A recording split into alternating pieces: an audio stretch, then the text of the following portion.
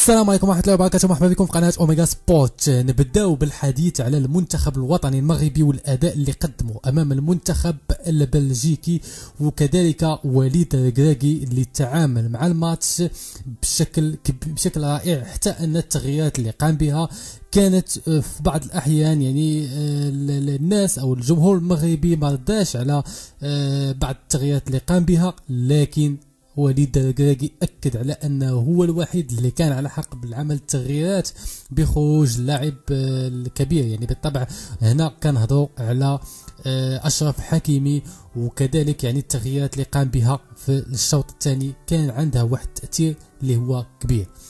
نمشيو ونهضروا على التقييم ديال اللاعبين على حسب المنصه ديال ووسكود. هذه المنصه هذه اللي هي معروفه عالميا واللي هي تابعه للفيفا.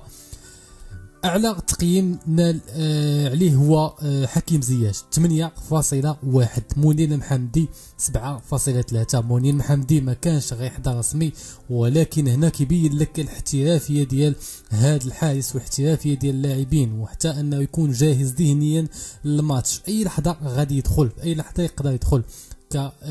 كغياب يعني بونو في الدقائق الاولى، يعني قبل ما يبدا الماتش غادا بونو، يعني حس بشويه ديال الدوخه وغادا الماتش وجا مكانه منير المحمدي. بونو كتحسب ليه واحد النقطه ايجابيه، بحيث انه ما خلاش حتى يدخل الماتش باش ما يضيعش المدرب في التغيير. شاف على راسو انه ما يقدرش يلعب الماتش وحبس ما كملش، ومشى عند المدرب قال له بغيت نتبدل، ومشى عند الحكم كذلك قال له انه بغيت يتبدل، وجا منير المحمدي اللي قدم واللي كان عنده قتاليه اللي بينها في الماتش. وحتى هنا كيبين لك على الجاهزيه ديال اللاعبين المنتخب الوطني المغربي. اشرف حكيمي تحصل على التقييم ديال 7.3، نايف اكد تحصل على التقييم ديال 7.1، رومان سايس تحصل على التقييم ديال 7.4، ونصير مزراوي اللي تحصل على التقييم ديال 7.1، وسفيان امرابط تحصل على التقييم ديال 6.7، عز الدين أناحي تحصل على التقييم ديال 6.5، وأسوأ لاعب في الماتش. وشفنا انني تحدثت عليه قبل لا يبدا الماتش، يعني نشرناها لكم في الصفحه ديالنا على الفيسبوك، وقلت لكم على ان سليم املاح غادي نعانيو بشكل كبير بخصوص هذا اللاعب هذا اللي هو كان التقييم ديالو 6.4، وكان أسوأ لاعب في المنتخب الوطني المغربي من خلال التمريرات ديالو. كينقص سليم املاح الجاهزيه على ما كنظن، على ان الاصابات ديالو اللي كانت قبل ما يلتحق المنتخب الوطني المغربي باقا حتى الان عندها التاثير اللي ما زالت كتاثر عليه. وواحد المشكل اللي كنلاحظوا في سليم املاح انه ما كيباسيش الكره مباشره باش كتوصلو، ديما خاصو يلوي الاول او لا يلوي الاول والثاني وبعدا يفكر في التمرير. يعني هذا نقطه سلبيه. حكيم زياش 8.4، سفيان بوفال 6.7، ويوسف النصيري 6.4 كذلك هو أسوأ لاعب في المنتخب الوطني المغربي على حسب التقييم. واللي كان اعتقد على ان يوسف النصيري قدم ماتش كبير دفاعيا بين قوسين ماشي هجوميا. نمشيو للبدلاء. عبد الحميد صابر يتحصل على التقييم ديال 7.3. هذا اللاعب هذا اللي ما عرفتش علاش ما كيدخلش رسمي، وكنظن انه في المباراه القادمه غادي يدخل رسمي بديل لسليم املاح. زكريا بوخلال كذلك دخل كبديل، ما عطاتوش يعني الوورد سكور يعني التقييم، لانه يعني ما لعبش يعني الماتش كامل، ما لعبش يعني دقائق كبيره في الماتش. ونمشي حتى يعني كان سجل كذلك الهدف، رغم ذلك ما عطاتش يعني الوورد سكور انها قامت بالتقييم ديال هذا اللاعب هذا. عبد الرزاق حمد الله اللي حصل على 6.4، يحيى عطية الله 6.4، جواد اليميق 6.3. بينما أسوأ لاعب في بلجيكا عندك كورتوا اللي عنده 5، وكذلك الأفضل فيهم عنده 6.8 اللي هو المدافع يان فيتورغن. فهاد التقييمات اللي كانت يعني على المنتخبين. فأفضل لاعب في المباراة نال عليها الزياش اللي خدا أفضل لاعب في الماتش بعد ما كان وراء يعني الهدف اللي تلغى في بداية الشوط الأول، وتقديمه يعني مساندة في الدفاع ومساندة في خط الهجوم.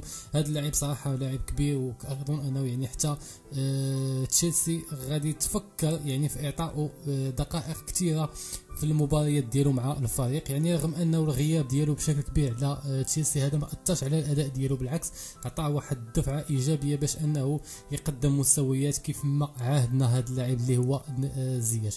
فكذلك كما كتظهر معك الاحصائيات ديال المباراه بشكل كامل، الاهداف اللي كانت متوقعه 1.85 لبلجيكا، 1.72 للمغرب، وكذلك بالنسبه لعدد التمريرات 646 لبلجيكا و325 للمغرب. بالنسبه لدقه التمريرات 89 بنسبه 89% بالنسبه لبلجيكا، و84% بالنسبه للمغرب. التصويبات من داخل الاطار كانت تعادل، يعني كيف 5-5، وكذلك يعني التصويبات من خارج المنطقه 5 لكل فريق. وكذلك الحارس المرمى التألق ديال يعني المغرب 3 تصديات مقابل 2 لكورتوا. الاستحواذ كان 67% لبلجيكا و33% للمنتخب المغربي. بطاقة صفراء كانت واحدة للمنتخب المغربي وواحدة للمنتخب البلجيكي. وكذلك الفوز بالثنائيات، يعني بخصوص الثنائيات الأرضية كانت متقاربة، 47 للمغرب و48 للمنتخب البلجيكي، والثنائيات الهوائية 11 للمنتخب المغربي و15 للمنتخب البلجيكي. ركنيات كانوا 9 ركنيات للمنتخب البلجيكي، رغم انهم عندهم قامات طويله ما استفدوش من هذه الركنيات هذه، بينما ركنيه واحده من المنتخب الوطني المغربي. والمراوغات الناجحه كانت 5-5 لكل منتخب. وبالنسبه للفرص التهديفيه اللي كانت ضائعه 0 بالنسبه للمغرب، ما ضيع حتى شي كره، يعني كل كره جاته، كل فرصه تهديفيه جاءته الا وانه سجلها. بينما بالنسبه لبلجيكا 2 كانوا يعني كانت الفرص التهديفيه واللي انقذهما يعني الحارس المحمدي طبعا. الوقوع في التسلل كان 3 لكل فريق. هذه الاحصائيات اللي كانت يعني في الماتش ديال المنتخب الوطني المغربي ومنتخب بلجيكا. هذا الماتش هذا اللي سال ب2-0. هذا الماتش هذا اللي هو يعتبر واحد من افضل يعني المباريات اللي قدمها اللاعبون او المنتخبات العربيه، وكذلك المنتخبات يعني بجانب المنتخب السعودي اللي قدم كذلك مستوى جيد في هذه البطوله. فما تنساوش تشاركونا في التعليق شنو هو الراي ديالكم في هذه المباراه، واش نتوما عجبكم يعني هذا الاداء اللي قدمه المنتخب المغربي بالنظر الى وكذلك باش بالنظر يعني الى الاحصائيات اللي قدمناها لكم. ما تنساوش تعطيونا الاراء ديالكم في التعليق. والسلام عليكم ورحمه الله وبركاته.